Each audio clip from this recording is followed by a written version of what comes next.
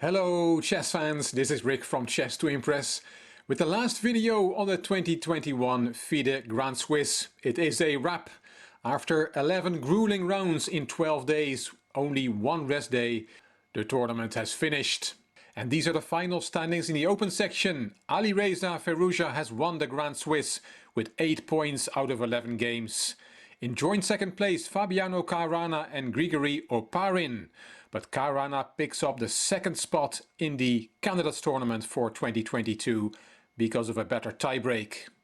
So Oparin misses out, but he goes to the FIDE Grand Prix together with Yu Yangyi, Vincent Keimer, Maxime Vachier-Lagrave, Alexander Predke and good old Alexei Shirov. They will play in the Grand Prix in early 2022 with the last 2 places up for grabs for that Candidates Tournament. So 5 players with 7 points out of 11 games qualified for that Grand Prix, and the bottom 8 names there also scored 7 points, but they have a worse tiebreak and are just missing out. They have to wait for the next cycle of the World Championship. These are the final standings in the women's section. Lei Tingjie has qualified for the Candidates Tournament with a round to spare, so there was not much to play for in the last round. Elizabeth Petz finished in second place and she gained her last Grandmaster norm, so she can call herself now a Grandmaster. Zhu Jinier finished third with the same number of points as Petz and 4 players half a point behind: Maria Musicchuk, Harika Dronavali, Leila Yavegishvili and Olga Badelka. So we have 6 of the 8 names for next year's Candidates Tournament in the open section, with either Carlsen or Nepomniachtchi. The loser of the big match that will start at the end of November 2021. We have Timur Rajabov, who was nominated by FIDE. He qualified for the previous cycle but did not play because of the corona pandemic. 2 players qualified through the World Cup, Jan Krzysztof Duda and Sergei Karyakin, and now we add 2 more names to that list, Alireza Firouzja and Fabiano Caruana. As said, the last 2 spots will be decided in the FIDE Grand Prix. On the women's side, we have 7 of the 8 names for next year's Candidates Tournament. Alexandra Goryachkina was the loser of the last World Championship match against world champion Ju Banjun. 2 players qualified through the Grand Prix, Koneru Humpi from India and Yekaterina Lagno from Russia. 3 players through the World Cup, Alexandra Kostanyuk from Russia, Tan Zhongyi from China and Anna Musicchuk from Ukraine. And we add a 7th name there, Lei Tingjie, through the FIDE Grand Swiss. 1 player will be decided on rating, and hopefully we get the news soon from the World Chess Organization FIDE, where and when the 2 Candidates Tournament will take place. In the last round we saw 13 draws on the 13 top boards in the open section, and that and the fact that the women's section had been decided with a round to spare, I thought about what I should show you from the last round, and I decided to show you the finish of the lowest board in this event, board 25 in the women's section. I started the coverage of this event by showing you a game from the lowest rated player, Women International Master Jessie February from South Africa. She lost that first round game and then she lost 9 more. With 10 losses in 10 rounds, Jessie February started this last round game. We're going to look at the last few moves of that game.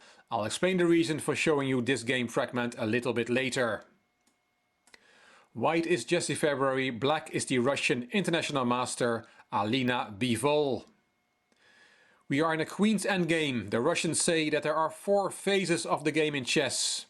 The opening, the middle game, the endgame, and the 4th one is the Queen Endgame.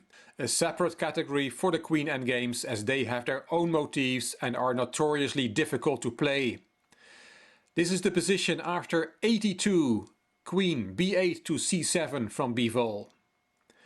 White is completely winning with her 2 extra pawns and the awkward position of the Black King. Let's see what happens. Instead of Queen C7, could Black not have taken that pawn on F4?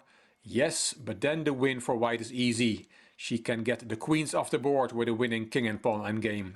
Queen F7 check, forces the queens off the board.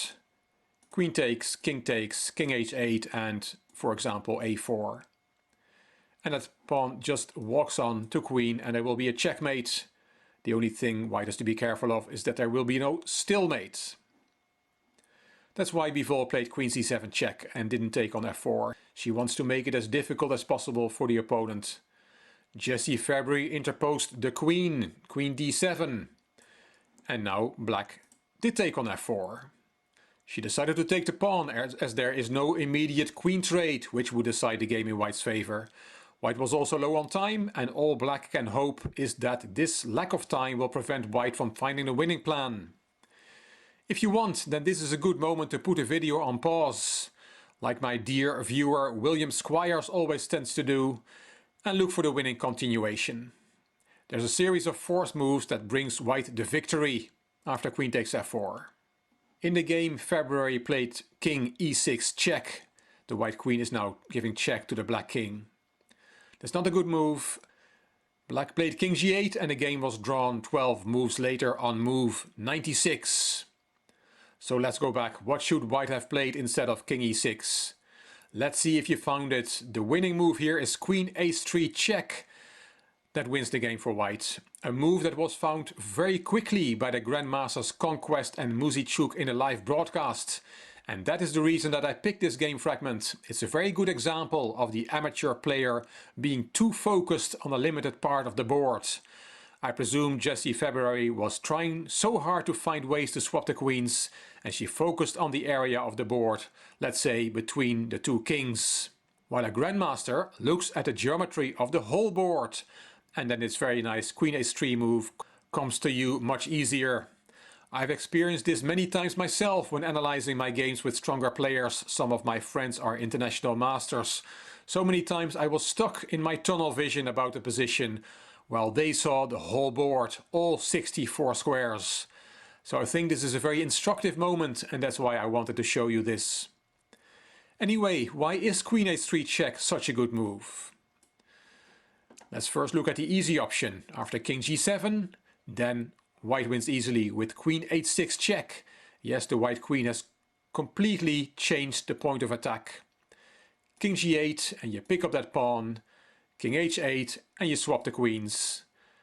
Queen takes, g takes, and the f pawn goes through, and if white wants, the a pawn goes through as well. So that was after queen h3 check and then king g7. But you can also go to g8 instead. How does white win then? Well, then there is queen e6 check, and wherever the black king goes, white can force a queen swap, after which the f-pawn will decide the game. White doesn't even need the a-pawn in this variation. For example, king h8, it doesn't matter where the king goes. Queen f6 check, again swaps the queens. Black has no choice. Queen takes, g takes, g5, but that g-pawn is useless. The f-pawn is much quicker. And we'll finish the game this way. And checkmate. So that move queen h3 check, changing the point of attack, was outside of the scope of the amateur player. The Grandmasters found it straight away. I hope you liked this video, which was video number 800 on Chess to Impress. I want to thank you for all your support over the years and also for following this Grand Swiss tournament with me.